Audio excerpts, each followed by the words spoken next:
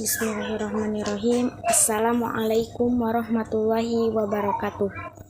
Perkenalkan, nama saya Nur Fadilah. Saya dari PGPAUD Universitas Pancasakti Bekasi. Pada kesempatan kali ini, saya akan menjelaskan sedikitnya tentang konsep pemasaran dan promosi, di mana tujuan dari pembuatan video ini adalah untuk memenuhi salah satu tugas mata kuliah promosi dan pemasaran yang diampu oleh Bapak dosen Pak Lamere Kapsar MPD. Oke, langsung saja, konsep pemasaran dan promosi. Sebelum kepada konsep pemasaran dan promosi, kita harus tahu dulu apa sih yang disebut dengan promosi dan pemasaran. Promosi adalah seluruh cara yang bisa dilakukan oleh para pembisnis dalam meningkatkan fasilitas suatu layanan produk, merek, ataupun perusahaannya. Dan pemasaran atau marketing adalah kebutuhan yang dilakukan oleh perusahaan untuk mempromosikan suatu produk atau layanan yang mereka punya. Pemasaran ini mencakup periklanan, penjualan, dan pengiriman produk ke konsumen atau perusahaan lain. Oke, langsung saja. Di antara konsep promosi atau strategi promosi, yang pertama adalah inovasikan produk yang kita miliki agar dapat menarik perhatian konsumen. Yang kedua, gunakan semua platform. Jadi kita bisa menggunakan platform, apalagi zaman sekarang banyak media sosial yang dapat mengembangkan atau menginformasikan platform yang kita miliki atau bisnis yang kita miliki. Yang ketiga, pelajari copywriting atau gunakan bahasa yang sesimpel-simpelnya. Jadi untuk strategi promosi kita tidak boleh menggunakan bahasa yang rumit, cukup menggunakan bahasa yang simple dan membuat menarik para konsumen.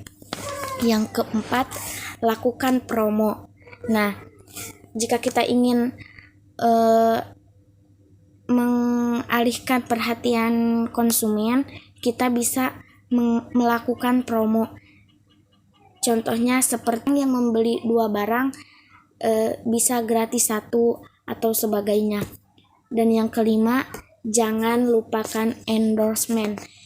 Nah, biasanya endorsement ini dilakukan kita kerjasama antara kita sama orang-orang yang berpengaruh agar konsumen bisa tertarik oleh produk yang kita miliki karena di endorse atau digunakan oleh penggemarnya atau orang yang sangat berpengaruh. Selanjutnya, konsep pemasaran, di antaranya yang pertama production concept atau konsep produksi. Konsep produksi adalah salah satu faktor tertua yang menjadi fokus pemasaran dan mengarahkan pelanggan untuk menyukai produk yang kita tawarkan. Yang kedua dari konsep pemasaran adalah konsep produk. Berdasarkan konsep produk, konsumen lebih menyukai produk yang memiliki fitur terbaik dari berbagai aspek, mulai dari kualitas, produktivitas, aspek dan juga inovasi pada peningkatan produk dalam jangka panjang atau secara kontinu. Yang ketiga, ada konsep penjualan, di mana konsep penjualan ini didasarkan pada ide pelanggan agar tidak akan membeli produk perusahaan dalam jumlah banyak tanpa upaya periklanan dan penjualan berskala besar.